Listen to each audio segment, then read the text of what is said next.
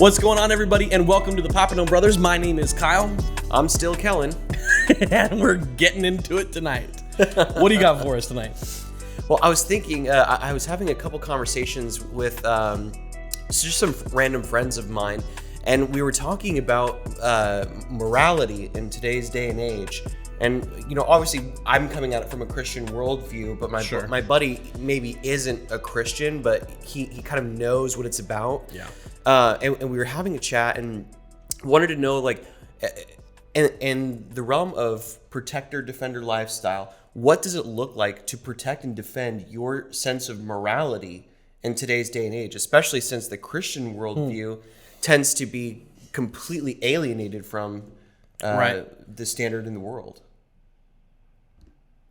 Well, you're kind of catching me off guard here with this one, so why don't you tell me what you think? What were some of the talking points that you guys went over? Well, it was a brief conversation. We didn't get too deep into it, but he was just telling me some stories of things that were happening at his work, and he was struggling to, make moral decisions because some of the higher ups were wanting to increase some of their numbers. I don't know all the logistics of it, and I didn't really ask, but I think in today's day and age, it's so important to know not only what you believe, but why you believe it. Right. Now, like I said, we're coming from a Christian worldview. You may or may not, but I still think it's imperative for you to understand, what is my morality basis? Right. And where am I getting that from? Why do I believe that my morality is correct? Sure. Well, and even if you take the Christian argument out of it, how do you find that information? In fact, last week we were talking about this thing, like, how do you find quality? How do you find quality input for builds? And this kind of goes alongside, which, by the way, if you haven't seen that, check the video out right up here.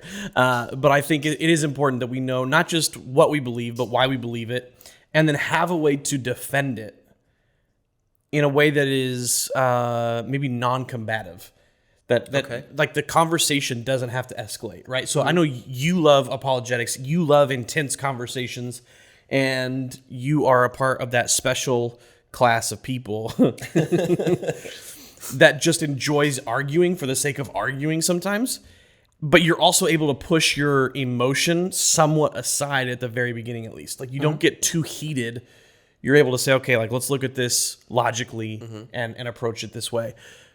I think we have lost that as a civilization. We've lost that as a culture where we can no longer just sit and have a cup of coffee and enjoy the conversation and enjoy telling people what we believe or what we think without it escalating to something where, as soon as people start like making fun of the size of your manhood, or they start like dismissing you as ignorant or stupid, like if name calling becomes a part of the conversation, then you're no longer worth talking to, in my opinion.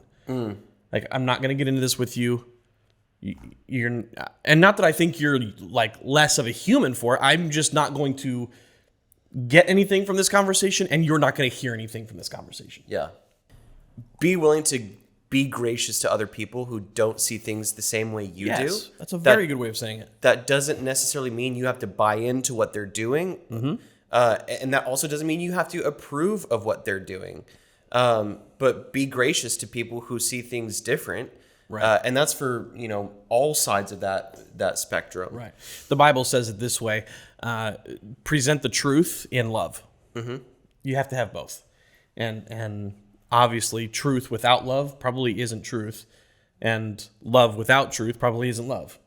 So you got to have the both and mentality. So I think another part of talking about morality is realizing that we as individuals are not necessarily the things that we believe. Like, in today's day and age, identity is such a huge thing. What do I identify as?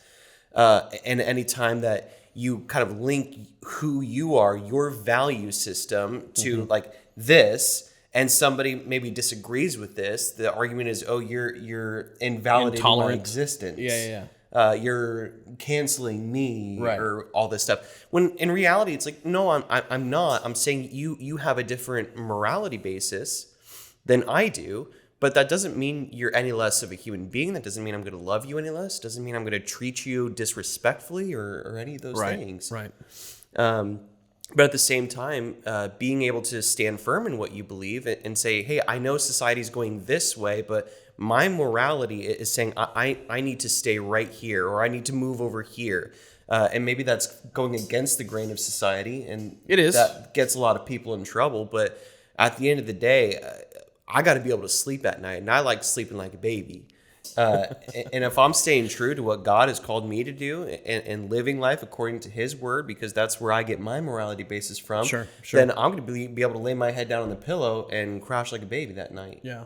Regardless of what society says of me. Right. So let me ask you, the viewer, how do you defend it? Because I would like to get to a point where we can have open discussions.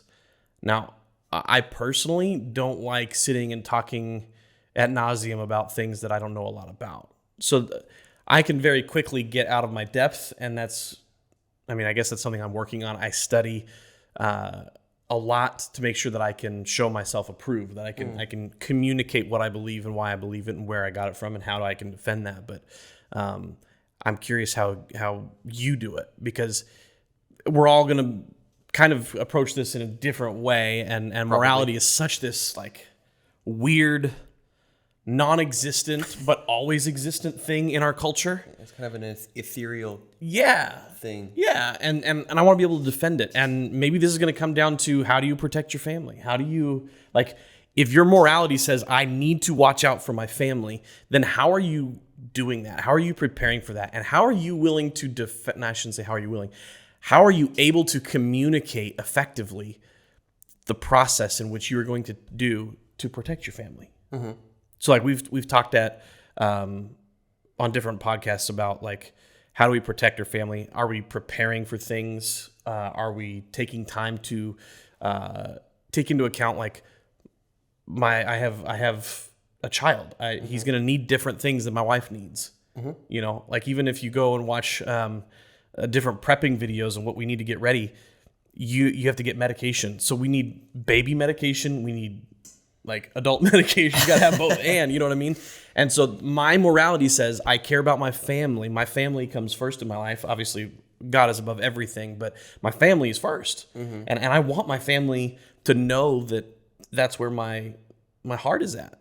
Yeah. And I can do that sometimes, and I can even defend my morality choices to my family by saying, hey, no, I've chosen to take care of you. Like, I've stocked food. I'm ready in case of emergency. I'm taking care of everyday things. And by the way, like, being a prepared person, being a provider is not just making sure that you have things in case of emergency. It's making sure you're doing things every day for your family, to make yourself better for your family, to make yourself better for yourself. Mm-hmm.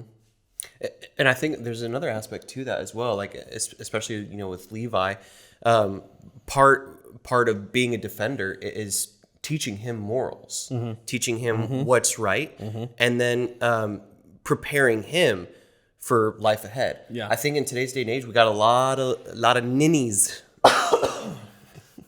Did you just call them ninnies? Today, man, I see it all the time at work, especially. We got a lot of ninnies running around who, like, the smallest little thing just ruins their freaking day.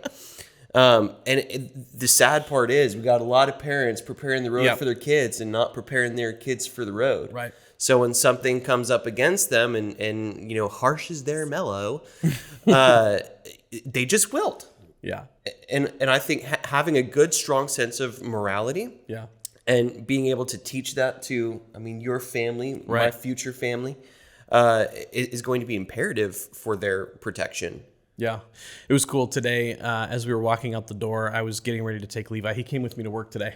And yeah, it was fun. We got to hang out a little bit. As we were walking out the door, he saw that Brittany had set an empty box to be taken to the trash by the door. And that's just kind of our thing, right? Like, we have to walk down the hall and to the trash chute. It's a whole thing. So sometimes at night, especially after, you know, like 10:30, 11, we're just going to set the box down and we're going to do it in the morning. Well, on his way out the door, Levi grabs the box and says, Daddy, I'm going to take this to the trash.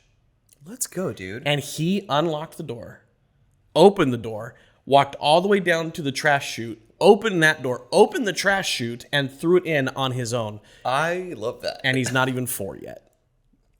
High five. I know. What was cool about it, though, was I had this revelation that he has a gift of helping people.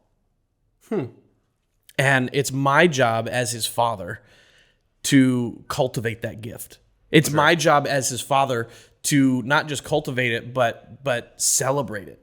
And make sure that it grows and say, hey, son, like, that was really good. And so I made sure, like, I gave him high fives. We were celebrating all the way down to the car. And then when we went to breakfast, he asked for an orange juice. And I said, you know what? You went out of your way to help your mom. Like, obviously it helps me too, but I want to celebrate this. So yeah, you can have an orange juice with your with your pancakes this morning, you know? and I think it's reinforcing morals like that, hey, we're going to help each other. When we see a job, when we see a need, we're going to meet the need. We're just going to anticipate what we need to do. And I want that to be a part of my life. I want it to be a part of my son's life. And so when it happens, you celebrate. What I have learned as a father is you celebrate the things that you want repeated and you discipline the things that you don't. Yeah. And there's a difference between discipline and punishment. And this would go to our morals. 100%. Right? Punishment is for your past. Discipline is for your future. So if we're just going to focus on the past, yeah, let me discipline or let me punish you, and we're not going to ever bring it up again. Or I can take that moment and use it as a learning moment and say, okay, we're going to discipline you because you need this in your life. Yeah. And you're setting up a really good kind of structure for, morality. Obviously, right now, he's a little bit probably too young to grasp like the more abstract reasons of why you're doing it. And that'll obviously come with time. But I do think that's another important aspect of morality is figuring out why we believe the things we believe, why we have our morality structured the way we have it structured. Yeah. I'm coming from a Christian worldview, so I view everything as not the point, but everything points to the point. Right? So the purpose of marriage, the glory of God. The purpose of work, the glory of God. The purpose of play, the glory of God. Like everything is for the glory of God. Yep. And I think being able to have that thing that's beyond just material is why I think I should just have more joy than the average person, because my joy doesn't terminate on the object; it rolls past it. That's good. That's really good. It's such a sticky topic because we all feel like our opinions are truth, and our opinions are fully enforceable by law.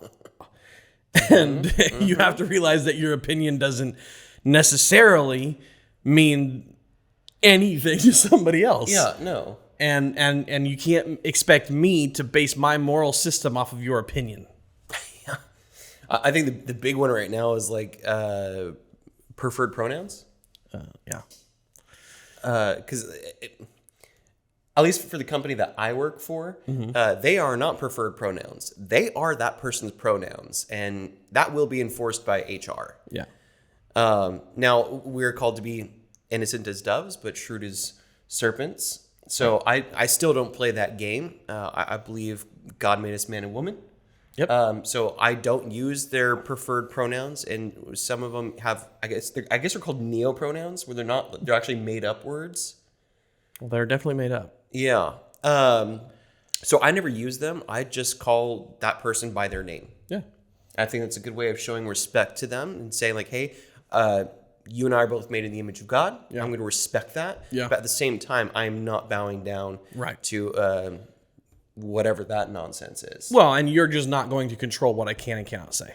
If we truly have freedom of speech in this country, which we do for now, we'll see how long that lasts. You will not tell me what I will and won't say. And you don't get to change my language based on what you feel. Your feelings bear no weight in this conversation. We trust truth. Yeah, well, America's favorite Jew, Ben Shapiro, says facts don't care about your feelings. That's true. And I would say he's a real keeper. Oh. That's funny. That's actually really funny. And I would say that facts and feelings are poor substitutes for faith. Ooh.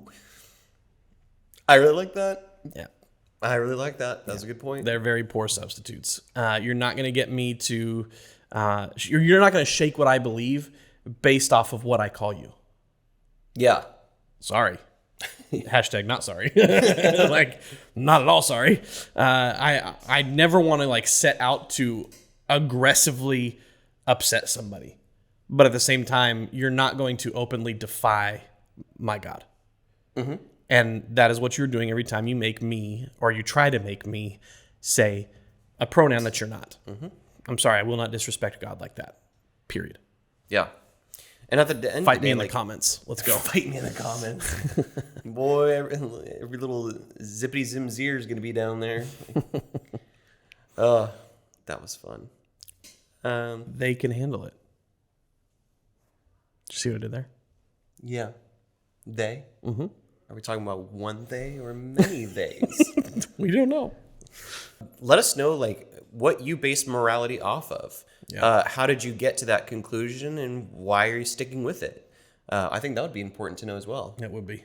Well, this has been a good conversation because I feel like we talk about all kinds of different things here, and sometimes it needs to be more serious than others. Yeah. We got to talk about the hard stuff, man. If we don't talk about hard stuff, we get weak people. And I think that's part of our problem. Yep, because what is the old saying? Strong men create good times create weak men create weak times, and weak times create strong men. It's a cycle, and you got to find out where you are in that cycle and make a difference. Mm-hmm. All right? Hey, if you haven't done this already, make sure you like and subscribe. Share this with somebody. Maybe you text it to them. Maybe you DM them. But we're trying to get good information out to good people. And we're so grateful for you guys. Man, we say it all the time, but we really do care about you. You're a part of our lives now. And this has been such a fun adventure that we've been on the last couple of months together. So, thanks for being a part of what we're doing. Get out there and be safe and stay free. I always want to say something right there, but like I never know what to say. Like, stay free, and God bless you.